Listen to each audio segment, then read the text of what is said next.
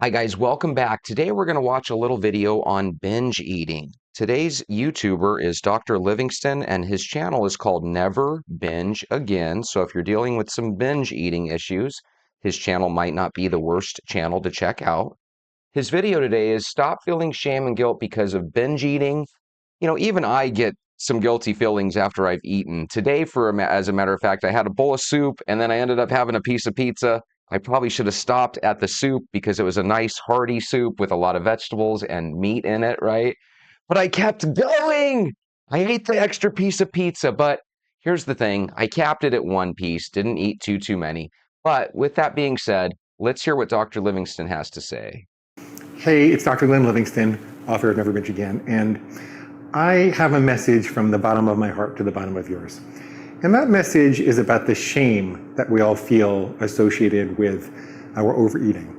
Nobody knows better than I do what it's like to spend decades looking for love at the bottom of bags and boxes and containers and cartons. Nobody knows that. As a matter of fact, you could probably still see the shame on my face, even though I'm thin now and I have been for many years. When I work with other overeaters, I can see the shame on their face. But there's nothing that anybody's done that I haven't done myself. Eating out of the garbage for years, taking my roommate's food and not telling him that I took his food, eating boxes and boxes of pizza or chocolate or anything you can imagine.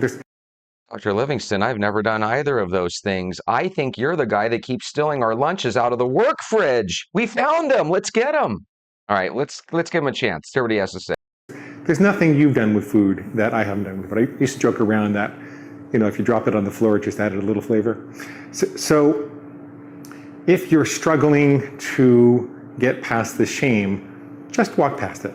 Just walk past it. It's not something that we have to live with indefinitely. As a matter of fact, the shame is actually binge motivated. It's our inner saboteur's way of beating down our self-concept so that we feel too weak to resist the next binge.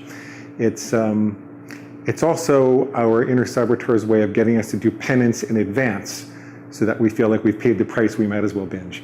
And it turns out, Carol Munter taught me this, it's very difficult to keep binging if you forgive yourself. It's very difficult to keep binging if you refuse to keep yelling at yourself. So refuse to keep yelling at yourself, walk past the shame. And if you would like my personal help to customize your food plan and stop overeating and binge eating on the diet of your choice, then please click the link below. That's kind of interesting. So let's break that down. So what he's saying is that when you binge eat, you end up telling yourself, you jerk, you idiot, you fool, you have no willpower, you just eat whatever the heck you want, you don't know how to say no, and you're berating yourself, right? What he's saying is that by doing that, you're actually giving yourself a green light for the very next binge. That's kind of fascinating because if what he says is true, that if we can learn not to beat ourselves up about those things, to kind of walk beyond it, it makes that next binge less likely. That's really interesting. Now what we're going to do is we're going to go ahead and we're going to check out one more video of his. Okay, now part 2 of Dr. Livingston's videos for today. So this second video is called Losing Weight with Very Little Willpower.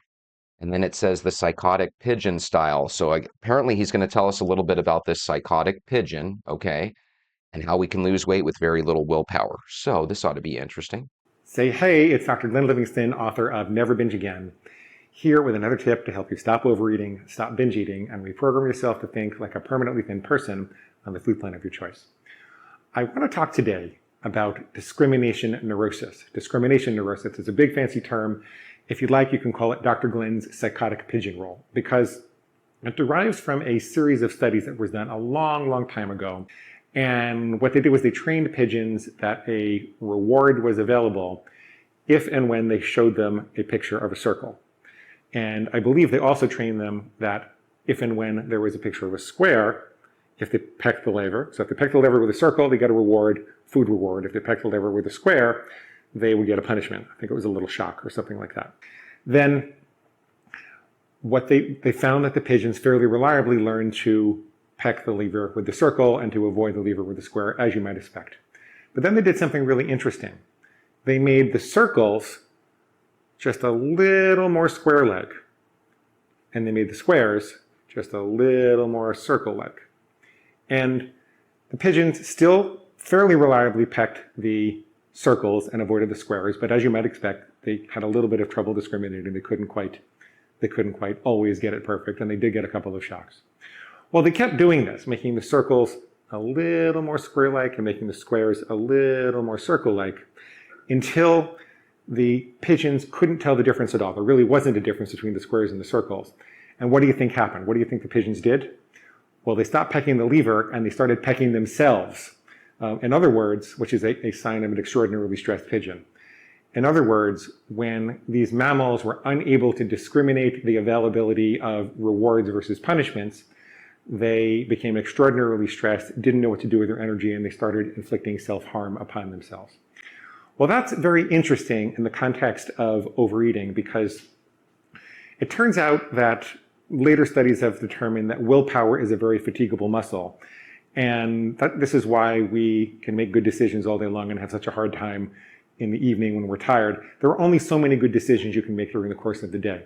And the less clear the healthy from the unhealthy choices over the course of the day, the more that's going to tax your mental energy, the more it's going to tax your willpower, because not only are you trying to avoid the unhealthy decision, which might have the pull of toxic pleasure, but you actually don't necessarily even know which is the healthy, which is the unhealthy decision. So let's look at the difference between a rule and a guideline and see how this all works. When you say, I will never have chocolate on a weekday again, that's a very clear decision. You know what looks like a circle. Monday, Tuesday, Wednesday, Thursday, Friday, those are circles. Saturday, Sunday, those are squares, right? And so every time there's a chocolate bar in front of you, you are not really faced with a decision. You don't have to discriminate between health and unhealth, because you've made all those decisions beforehand, and with perfect clarity, you've distinguished between circles and squares. Now, what if you use a guideline instead and you say, I avoid chocolate 90% of the time? Well, when you're faced with a chocolate bar in front of you, suddenly you have to discriminate, is this part of the 90% or is this part of the 10%? If I had chocolate yesterday, can I have chocolate today?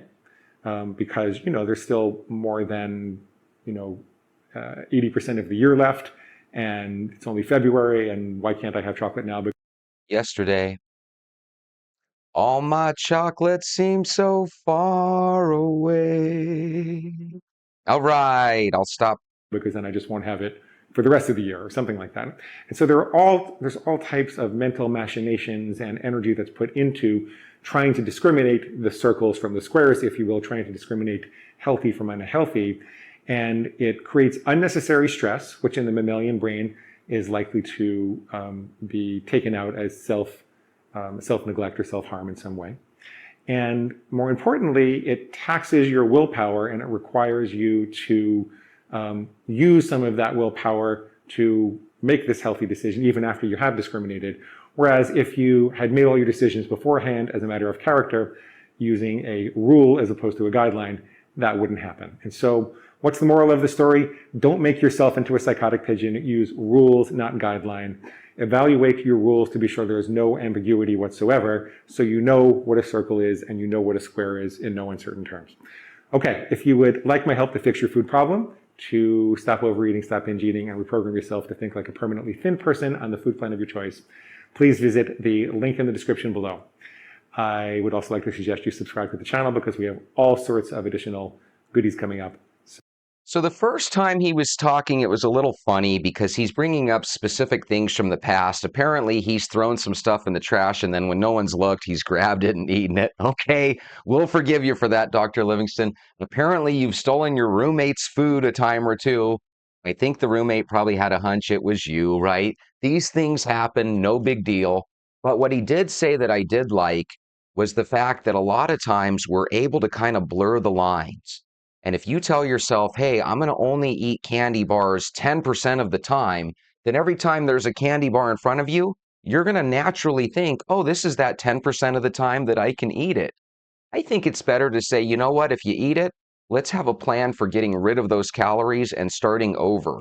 I think a good plan is the one that we've already been using, which is if you start eating chocolate, Go ahead and drink some water for the rest of the day. Avoid sugar for the rest of the day because you just had it with that chocolate bar, and go for a walk. But let's say you do end up going on a binge. The main thing is accept the binge, enjoy every single bite of your binge, and get ready to go back to normal tomorrow. The main thing is you've been binging and then stopping diets for your whole life. Let's keep your diet going. Let's no longer call it a binge. Let's just call it a treat that you had, even if you had one or two too many treats. Because the real trouble with dieting is that people quit. Aren't you guys tired of quitting stuff? Let's do this because we know we can.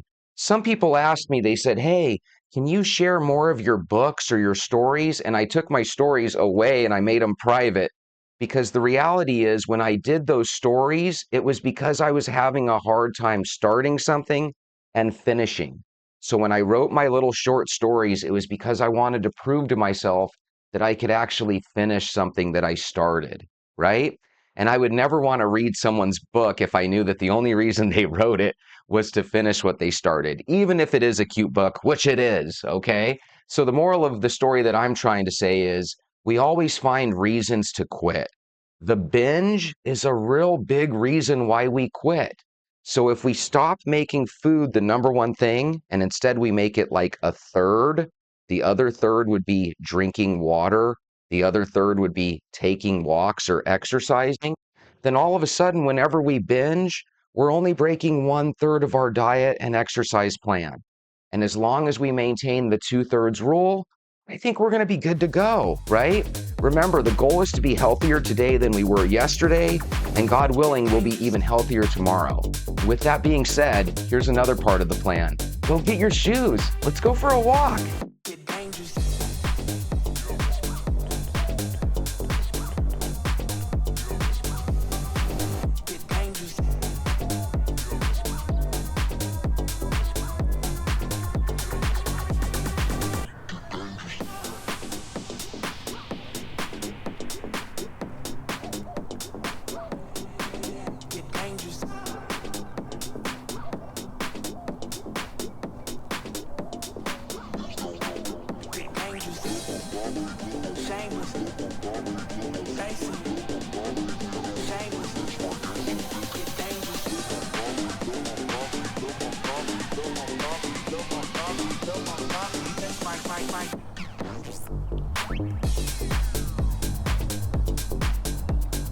Good morning, venters. You know, I wanted to talk with you guys a little bit about quitting.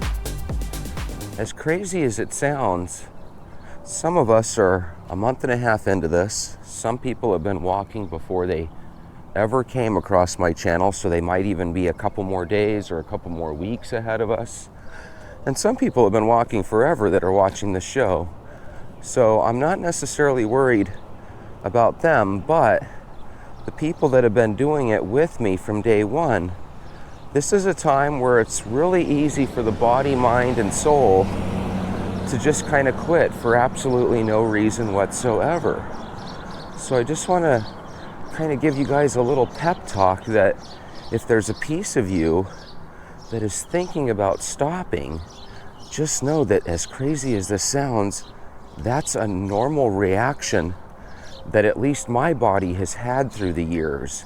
I've gone on a lot of challenges where I would do X amount of push-ups for 3 months, where I would do some sort of diet or exercise routine or go to the gym for 3 months. And what happens is, after a month and a half, 2 months, you start to see some real changes. And I don't know if it scares the subconscious or what, but a lot of times we'll actually start to quit things that we're actually making progress on. And so what I just want to let you know is that, yeah, we are starting to see progress in the form of inches lost, and your clothes are feeling a little bit looser, right? And maybe your walk is feeling a little bit easier on your feet, right? But those same things can trigger the mind to say, okay, we got this, and we'll stop this for right now. I'm ready to go back to my regular Joe Schmo life, you know? And I've done this throughout many of exercise and calisthenic routine that I've had and challenge that I've taken on. I've done this multiple times. And walking is one of those things that, because it's not physically pushing yourself off the ground like a push-up, or because it's not lifting weights in front of everybody at a gym, I was always able to just keep this going long term. But even with walking, there are times in the past where I've woken up and thought, I'm tired today, I don't need to walk. And believe it or not, I've had moments where you go 2, 3, 4 days in a row without walking. And those are scary because they can lead to just not walking. You know, whenever you take a day off of something, you know, you either hate yourself for taking a day off or you're okay with it. And walking is one of those things that it's very easy to just say, you know what, I'm going to take a day off. And then after a day off, you're like, you know what, I don't really feel like walking today either. And before you know it, you've put together 3 or 4 days in a row without walking. Before you know it, you're ditching the water and having, you know, sweet tea or whatever the heck you want to drink. And before you know it, it's almost like you never ever embarked on a walking challenge or any exercise at all. So the number one thing I would say is we don't want to lose the progress that we've started. If you were to quit now, and even if you were to start up a week from now, right, just quit for a week, you're going to lose a lot of that progress. You really, really are. Now, if you were to do the 2/3 rule, right, let's say you stopped walking for a week, but you did stick with no water, no sugar. In other words, mentally, you were still walking, you'd have a chance, right? But like I said, there's just something weird about the human mind, the human psyche, where it's like you constantly have to worry about losing interest. You know, I don't want to equate it to self-sabotage because, you know, it's not really the same thing as self-sabotage when you just kind of allow yourself to fall off, right? Because there's no one that you're accountable to. Most of your family members probably don't care if you walk or not, right? So what you have to do is you have to be the person that cares. You have to be the person that says, you know what? I made a commitment. I'm going to do this at least for 90 days. Let's see what happens. Because if you can keep that commitment till 90 days, then what we could do is we could come up and we could cross that bridge again when we get there. Because again, some people are going to do the 90-day challenge and they're going to tell themselves, I'm done. I've lost 20 pounds. I've lost 30 pounds. I've lost a couple of pounds. I'm done. I'm ready to go back to a non-challenge way of mind. But guys, the reality is, and I've been trying to tell you this pretty much from day one, is that your body doesn't necessarily know that you're on a 90-day challenge, you know? If you were doing push-ups, sit-ups, and 8 hours of working out every day, your body would probably have a little bit of a better idea. But because walking is so low impact, and because you walk and take steps every day, whether you're on a challenge or not, you know, your body probably doesn't know that you've got a 90-day goal, you know? And even when you're drinking water, your body appreciates the water, but it doesn't literally know, oh, this person's keeping my Coca-Cola away from me, you know? So it's almost like there's your mind and your thoughts, and then you've got your body, which is basically your uniform, right? And again, because your uniform doesn't realize that, hey, I want you to be able to walk every day, and I want you to be able to drink water and avoid sugar every day, your body is just kind of a slave to whatever you and your mind decide to do. So again, at this point, 46, 47 days in, you want to make sure that this is not where you coast. This is actually where it's time to step on the gas. Step on the gas. This is where we want to take it up a notch, not begin coasting. It's so easy to coast in life. You know, in a race, if someone's ahead of you, you instinctively know, okay, this is not the time to coast. I have to try to really push it this last part of the race to catch up to whoever's in front of me. Now, does it happen in a race? No. Usually, if someone's faster than you and they get ahead of you in a race, they're going to finish ahead of you, right? But this is a little different. This is you competing against yourself. You have to be the person to say, you know what? There is nobody in front of me, but I still need to pretend like there is, and I need to catch that somebody. And the way I catch that somebody is by not giving up, but by taking it up another notch. Well, how do we do that, Jesse? Well, because we're in the second half of this challenge, because we all have goals and everyone's goals are different, we have to take those goals into account. So if you told yourself, hey, I want to lose 20 pounds by my birthday, we got to figure a way to make that happen, right? If you tell yourself, hey, my goal is exactly what Jesse's is, I want to lose 30 pounds in 90 days. Well, we got to take a little bit more action to make that happen. So one of the things that I've done and kind of talked to you guys about is over the last week or two, I've kind of slowed down on eating the banana, slowed down on having cereal with milk that was plain, and what I've pretty much been having consistently is just the oatmeal. When I wake up in the morning, I don't eat oatmeal before my walk. I always wait till after. And approximately 1 out of every 3 or 4 days, I sometimes will skip the breakfast of oatmeal. Again, not because I'm trying to skip it, but, you know, sometimes you're just not hungry.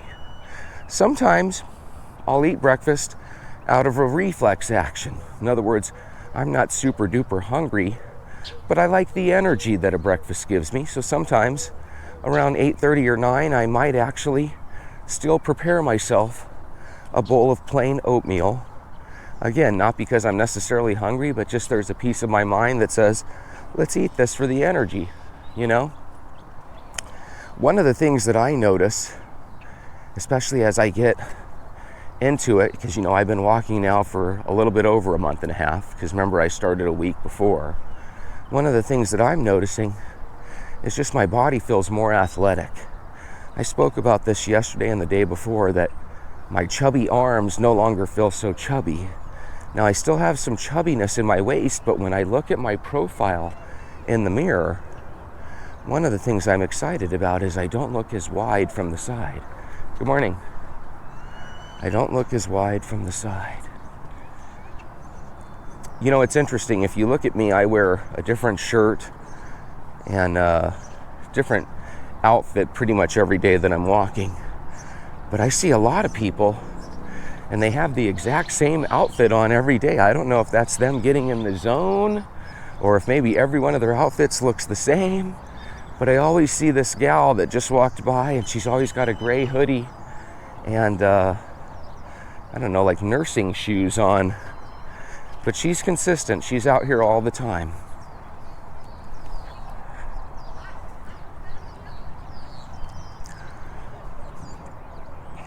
So again, this is that point in the race, so to speak, where you got to be a little diligent. Your brain and your body are all of a sudden going to be okay with just coasting. In theory, there's nothing wrong with coasting as long as you eventually start riding the bike again, right? That's why sometimes when people ride a bicycle for exercise, you know, you're exercising when your legs are moving on that bike. But when you're coasting, you know, where your legs aren't moving, but the bike is still very much going forward, that's where you're actually resting, right? So again, you're doing better, you're losing inches. Well, why don't I reward myself with a cake? You can reward yourself if you want, right? You can obey the 2/3 rule, but ask yourself this: if I can go 90 days and then reward myself with that cake, will that be a little bit better for my energy level? Will that be a little bit better for helping me achieve my goal? Because that cake is going to set us back a day or two. It's not going to set us back a month or two. It's not going to be detrimental and, you know, make it impossible to hit our goal. You're always allowed to eat a piece of cake or something sugary if you absolutely want it, right? But at the same time, it's not really denying yourself in a hardcore, concrete way if you just make a decision to simply wait until the next month and a half is over. Okay? And again, evaluate your goals. Your goals might have been just to start a walking routine. If that's the case, it is very much okay for you to coast every now and again, as long as you feel like, hey, even if I take today off, that doesn't mean I'm taking tomorrow off. I'm going to get right back on the horse and walk again. It's just really weird. Every diet and exercise I've ever been on, minus this one, has always been one where after a month or two, I actually start to see some significant difference. You know, maybe my bench press goes up to a certain weight. Maybe all of a sudden I have a certain look in the mirror, you know. And I just can't tell you how many of those times, for whatever reason, I was totally happy with my progress and I still quit. You know, I used to, back when creatine was popular, and I know people still buy creatine, but in the 90s when I was younger, creatine was real popular. And I remember each one of my buddies and I would take spoonfuls of creatine and go to the gym and work out. And creatine was supposed to be kind of like over-the-counter steroids, but they weren't steroids. It was just something that kind of helped your muscles look a little bulkier, and it made you look a little buffer in the neck area and stuff. But I remember that I was actually starting to really take advantage of lifting weights and stuff, taking these creatine powders, right? And protein powders, the whole 9 yards, getting into it. And then for whatever reason, I just quit, you know? And then, don't get me wrong, I would have this on and off again for, you know, years of my life. But that's because when I was younger, I didn't really see the benefit of walking. You know, when I was in my early 20s, was I used to walking? Of course, because I had been a student before then. And this was right before I had met my wife and got married, right? So you can kind of go to the gym to meet people, like the whole 9 yards. And I got to the point where I could go to the gym 5 or 6 days a week, because even when it came to the gym, I always told myself, you know, I think I should be out here every day, which can lead to burnout. The difference between our walking every day and lifting weights every day is that when we go to lift weights, many of us never enjoy it. I never enjoyed lifting weights. Don't get me wrong. I enjoy doing push-ups and sit-ups, but that's different than actually going to a public gym, putting weights on a bar, and lifting in front of people. I never super duper enjoyed that. I was used to it because of football practice back in high school, right? You'd go and you'd lift weights with the team. So I was definitely used to lifting in front of other people. But again, it's one of those things that I was always trying to tell myself, oh, not today, I don't want to go. With walking, I don't get that, but that doesn't mean you don't.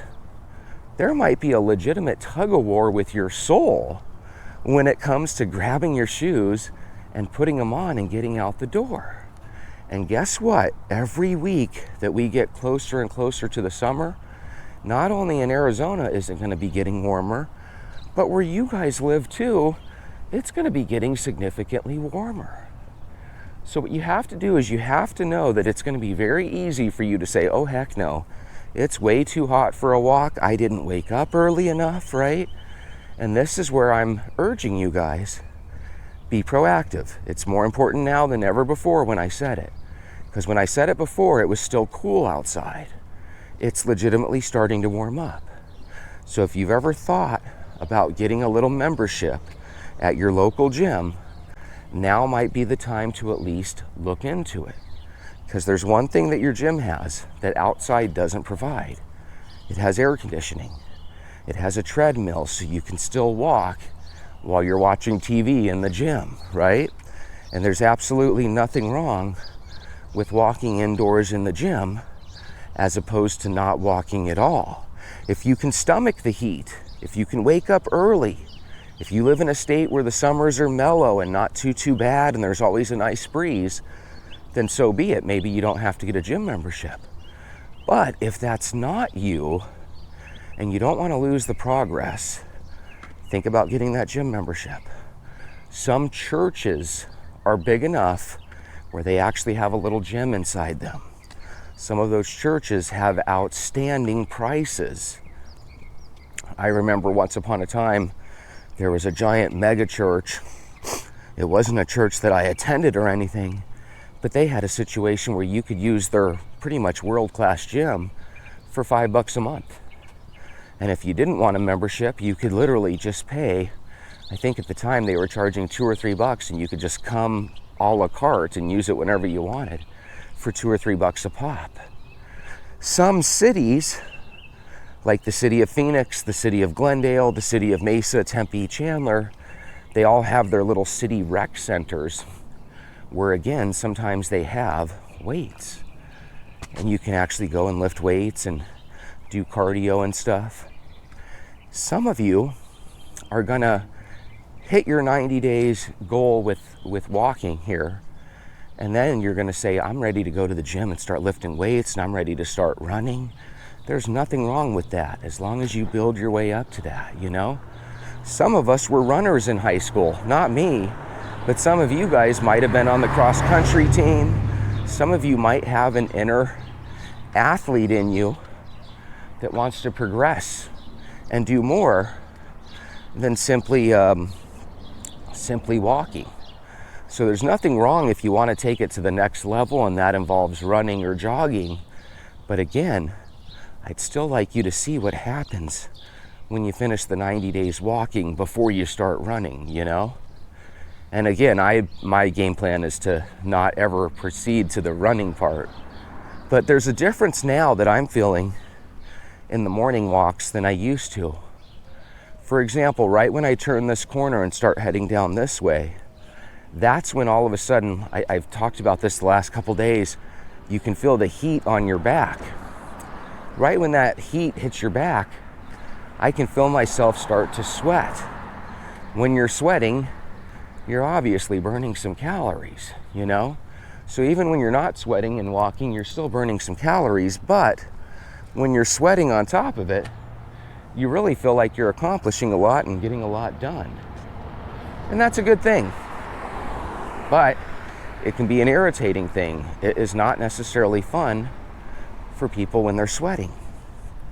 And if you're out here walking in 110 degree heat, or in a place where it's super hot and humid, you know, that's when people can start to get dehydrated. And, you know, make sure that when you're on your walk, you have your cell phone with you, so that, God forbid, if anything ever happened, you could call your family members and say, pick me up, I got too far away from home.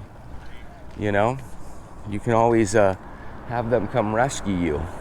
Another thing is as the heat gets a little bit warmer, you really want to make sure, you know, that you bring an extra bottle of water with you. Jesse, where's your bottle of water? I sip on a bottle of water before I embark on the walk. And Arizona is so dry that when I wake up in the morning, my whole mouth and body and soul feels dry. So, you know, you want to make sure that you stay hydrated. It's super duper important. You never know if you're going to handle the heat of the summer as good as you have in years past. Because believe it or not, every year there's senior citizens and stuff that perish in the heat. I don't know exactly how that happens, but in many cases they don't have air conditioning and stuff. Hopefully you're not in that situation. But if you are in that situation where you don't have air conditioning and stuff, because of maybe money or whatever the situation is, you know, make sure you still at least stay plenty hydrated. We don't want to hear about you on the news and they find you all dried up and crusty in your house. Oh my God, that would be a nightmare. So sometimes we got to remember, even though I like talking about events that are happening around the country, or if there's good news, I like talking about good news with you guys, but the reality is we are a walking channel and we do have goals here. So number one, I think it's easier than ever to start drinking water more and more because it's hotter and hotter outside, right? So I feel like drinking water is going to be a natural for you. And I think that avoiding sugar at this point should be getting easier and easier for you. What I would like to hear in the comments is if some of you are starting to get to your week 3, 4, 5 without sugar. Did you ever think you could go this long without sugar? If you've cut down your sugar for this first month and a half, I want you to try to cut it down a little bit more. You might not ever get to the point where you cut it out completely. And I don't want you to cut it out from the standpoint of, I don't want you to go and lift up products and look at the sugar count on them. That's a little much. But what I mean by that is processed sugars. Get to the point where you're not stopping to get donuts at the store. Don't buy a Twix or a Snicker bar. Don't buy a Butterfinger, okay? Hey, it's not a Snicker, it's a Butterfinger. I'm getting away from Snickers. That's not a trade-off. That's the same thing. Get away from the candy bars. We want to really focus in on this last month and a half, okay? It's just like if we were in a real race. When you run a race and you're halfway done, you got to prepare for that final kick. If you don't have that final kick, it's really challenging to come back and win that race. I am a little behind schedule. In my heart of hearts, I know that every time I embark on this challenge, I'm always in the same spot around day 45 where it starts to kick in for me. But at the same time, I've never been this old doing it before. So I know in my heart of hearts, I know that the key is to not stop, to keep moving forward, to push on the gas. The way I do that, I avoid the banana like I've been.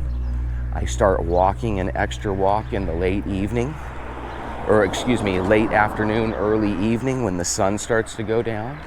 It's those little extra things that we do that really make it work. If a person like Sherry Ann tells me, Jesse, I finally walked 2 miles today, I normally walk 1. Guys, that is the key right there. That is the perfect example of stepping on the gas.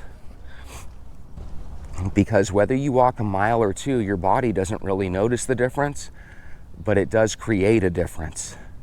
You're literally eliminating an additional 150 to 200 calories by going that extra mile, okay?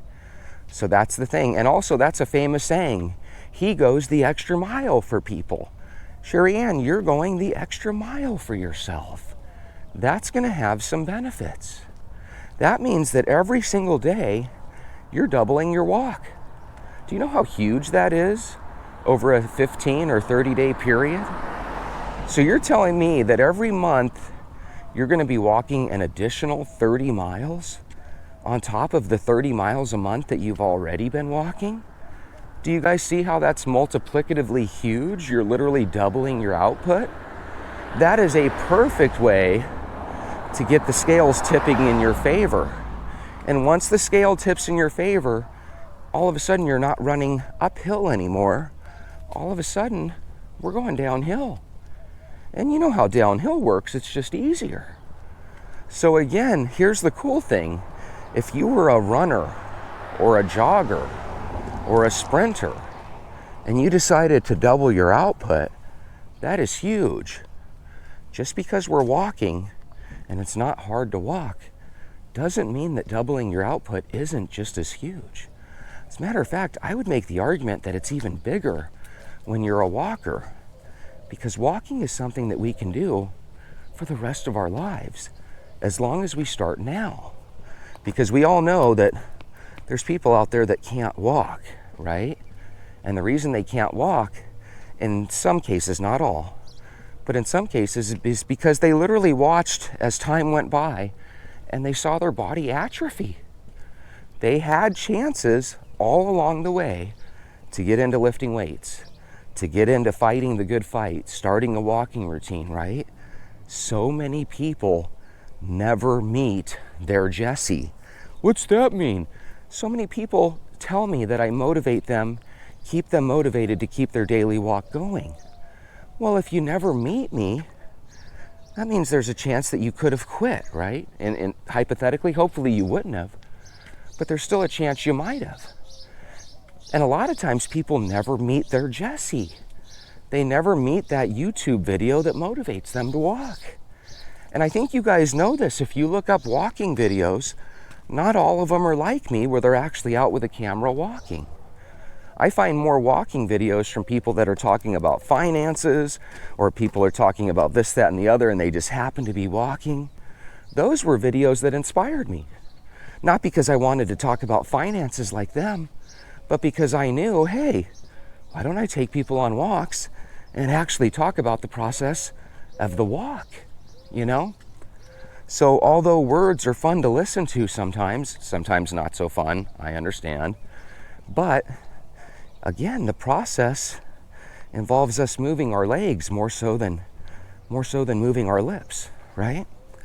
So whether you listen to my voice or you listen to music or you listen to anything, the key is to walk. And some people do get motivated by listening to music, you know? I remember I used to like this song from the Rocky movies called Eye of the Tiger. Man, I could listen to that song and it would immediately make me lift my feet up and start moving. If you're that same way and you love music and you love walking to the beat of a musical song, you know, don't be afraid to turn Jesse off and turn on some music, you know? This is not one of those channels where you have to take my direction forever. Not by any means. But what I'd like to leave you with is a legacy of walking. Wouldn't that be cool if you were walking for the rest of your life and then you turned on YouTube and I was still here and you were like, that guy got me walking 8 years ago? That would be really cool, you know? I think we have a chance to pull something like that off, guys. And if I stay here for the next 8 years and you're with me every single day, do you have any idea how many miles you and I are going to traverse together? Oh my God, we are literally walking to the land of better health. That's what we're doing. We are on a journey to the land of better health. One step, 1 mile, one person at a time. We can do this. We can totally do this, you know? And this is how easy it is. And if you're watching on day 1, guys, we've been doing this for 40 some odd days in a row. It doesn't get any harder. It doesn't get any easier. There are additional challenges, but those challenges are different for different people. And what I mean by that is seasonal, right? I can walk every day in the winter because in Phoenix it doesn't snow. So it just equates to like a cool day where you get to wear a jacket or a sweater top, right? But where you live, you might have 4 or 5 feet of snow and you might not be able to walk because you got to dig your car out of the snow. Those are legit challenges. And some of you do have all 4 seasons where not only is winter challenging, but summer gets pretty hot too. How does your body handle the winter? Oh, I'm a pro during the winter, Jesse. How does your body handle the summer? Oh, not so good. You got to make a mental plan. You got to say, hey, it's not super hot now, but I know in another month and a half, 2 months, it is going to be. What's my plan? And that's what you have to do with your think tank. Remember, the walk is about diving into your mental think tank. Jesse told me in the next month and a half, it's going to get warm. And he's not a rocket scientist. It's very true what he's saying because I know how this state that I live in gets warm. Maybe I should call Planet Fitness. Maybe I should call, the Q or whatever. I don't even know the name of clubs out there nowadays because they constantly go out of business and reinvent themselves under a new name, right? And some people are against Planet Fitness because of this fiasco with the bathroom. I don't want you to think that I'm sponsored by Planet Fitness or something, or I'm some huge Planet Fitness fan. I just think that wherever you live, get yourself a little gym membership if you can. If you don't like the idea of having your credit card, with a company, and you don't want to go that route, then like I said, see if maybe there's a church in your area that has a little gym. See if your city has a rec center that you can get in. But the key is, as we get closer to our 90-day goal and beyond, we want to start laying down the pathway to have success. Don't let future obstacles slow you down by saying, oh, I'll cross them when I get to them. No, let's start to prepare now, okay? And anyway, have a wonderful day. We'll talk soon.